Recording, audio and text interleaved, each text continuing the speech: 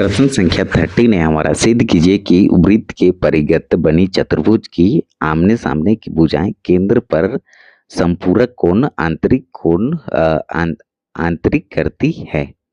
ठीक है, तो सिद्ध करना है कि वृत्त के परिगत, ये वृत्त है और इसके बाहर चतुर्भुज आमने सामने की भुजाएं केंद्र संपूरक कोण आंतरिक करती है। तो ये इसके बाहर एक चतुर्भुज बनाएंगे। ठीक है, और इसे मान लेंगे, मान के चलो ABCD ये चतुर्भुज का भुजा है और PQRS ये स्पर्श बिंदु को माने हैं। ठीक है, तो परिगत मतलब होता है बाहर और संपूरक मतलब होता है दो कोणों का योग 180 डिग्री होता है, उससे मानते हैं संपूरक।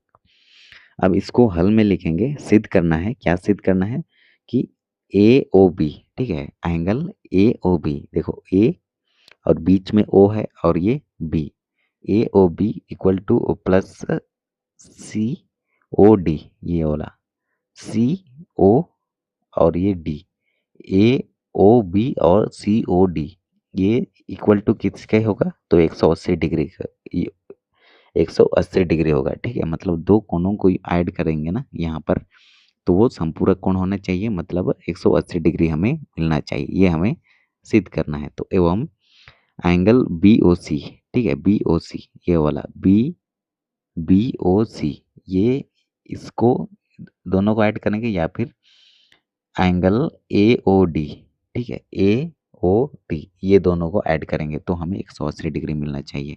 दोनों में से कोई एक को प्रूव करेंगे। तो रचना यहाँ पर हमें कंस्ट्रक्शन करना पड़ेगा। रचना OP, देखो O और P, यहाँ O है यहाँ P है, तो OP OQ और OR, ये वाला OR और OS को मिलाए, तो चारों को मिला दिए, इसको यहाँ से मिलाए, इसको यहाँ पर, इसको यहाँ पर, इसको यहाँ पर, इसके बाद ये वाला को भी मिला देंगे। ठीक है, अब हम जानते हैं कि प्रमेय 10.2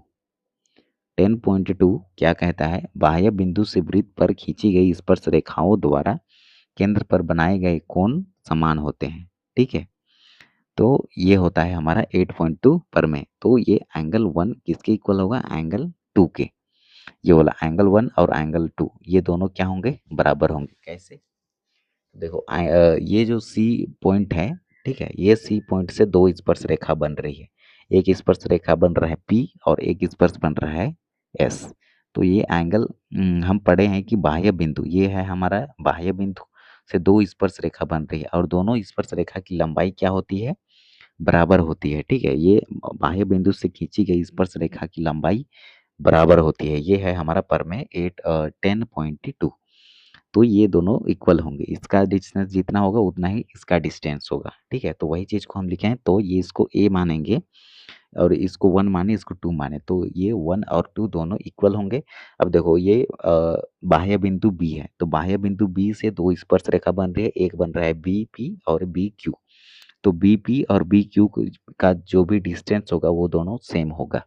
इसका जितना डिस्टेंस होगा उतना डिस्टेंस इसका भी होगा। ठीक है, तो इसको माने हैं 3 और इसको 4। उसी प्रकार ये बाह्य बिंदु C है, इसका दो स्पर्श रेखा बन रहा है, एक R और एक Q। तो दोनों का जो डिस्टेंस होगा वो सेम होगा, इसको 5 माने, इसको 6 माने। उसी प्रकार ये हमारा बाह्य बिंदु D है और बाह्य बिंदु से खींची गई दो स्पर्श रेखा, ये पहला स्पर्श रेखा, ये दूसरा स्पर्श रेखा, और दोनों स्पर्श रेखा की जो लंबाई होगी वो क्या होगी, सेम होगी। इसको माने हैं 7, इसको माने हैं 8। तो वही चीज को हम यहाँ पर लिखे हैं। ठीक है, तो angle A equal to angle 2 होगा, 3 4 के इक्वल होगा और 5 6 के इक्वल होगा और 7 8 के इक्वल होगा। तो देखो वही चीज को यहाँ पर लिखे हैं। ठीक है, अब देखो, अब एंगल 1 और सबको ऐड करेंगे, तो 1 और 2 को ऐड किए, ठीक है, उसके बाद 3 और 4 को ऐड किए, 5 और 6 को ऐड किए और 7 और 8 को ऐड किए, इक्वल टू 360 डिग्री। मतलब चारों कोणों का योग इक्वल टू कितना होता है, ABCD इक्वल टू 360 डिग्री। अब देखो 1 और 2 दोनों इक्वल है, तो ये 1 की जगह 2 लिख लिए, इसको लिखे, फिर 3 और 4 दोनों बराबर है, 3 4 बराबर है। ठीक है, तो हम यहाँ पर ये √3 को लिखे, 4 की जगह में √3 ही लिखे।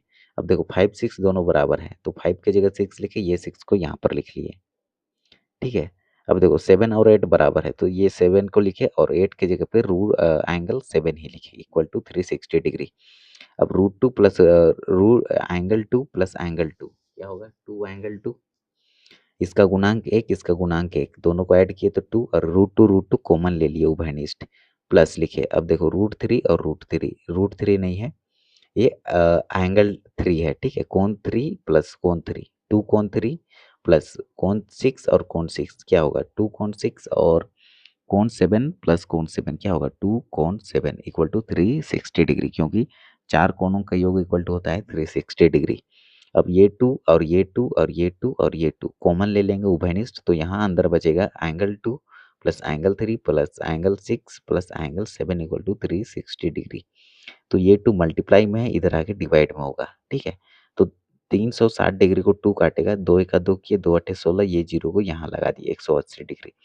तो अब देखो दो एंगल 2 और एंगल 3 कहाँ पर है, एंगल 2 और एंगल 3, ठीक है। तो ये त्रिभुज है AOB पर, तो हम यहाँ पर लिखेंगे एंगल AOB पर, नीचे में देखेंगे तो एंगल AOB पर। अब देखो और 6 और 7 ये कहाँ पर है, तो देखो 6 7 यहाँ पर है, 6 और 7 ये है हमारा एंगल COD पर, ठीक है। तो AOB और COD ये दोनों भुजा को ऐड करेंगे तो हमें कितना मिला, ये दोनों भुजा को ऐड करेंगे ना तो हमें मिला 180 डिग्री। और यही चीज हमें प्रूव करना था कि दो कोणों का योग इक्वल टू समपूरक कोण होता है, मतलब 180 डिग्री होता है। तो वही चीज हमें प्रूव भी करना था। यहाँ पर देखो angle AOB plus COD equal to 180 degree, तो ये हम प्रूव कर चुके हैं। तो ये होगा आंसर प्रश्न संख्या 13 का।